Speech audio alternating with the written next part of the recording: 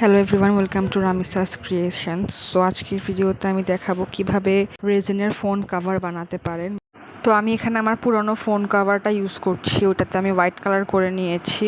আর এরপর হচ্ছে যে এভাবে করে আমি আমার মন মতো ডিজাইন করে নিয়েছি ফ্যাব্রিক কালার দিয়ে।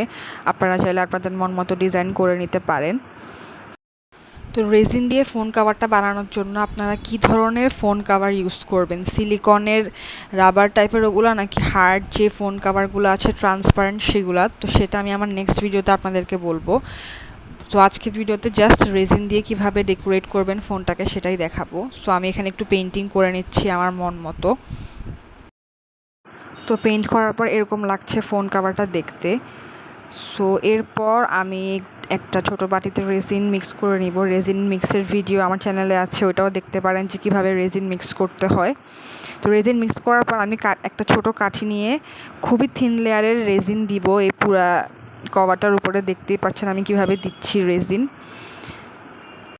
আর একটা টিপস হচ্ছে, রেজিনটা গলানোর পর রেজিনটাকে কিছুক্ষণ থিক রাখবেন, মানে কিছুক্ষণ সময় দিবেন থিক হওয়ার জন্য। এরপর আপনারা ফোন কভারের উপর রেজিনটা ঢেলে দিবেন, নাহলে বেশি পাতলা হলে ওটা গড়িয়ে পড়ে যেতে পারে কভার থেকে। সেভাবে করেই আমি এভাবে রেজিন দিয়ে নিচ্ছি ফোন কভারটার উপর। এভাবে রেজিন দিয়ে দিয়ে পুরো ফোন কভারটা আমি কভার করে ফেলবো। এরপর এটাকে 24 ঘন্টার জন্য শুকাতে দিব। অ্যান্ড দেখেন শুকানোর পর কত সুন্দর লাগছে দেখতে।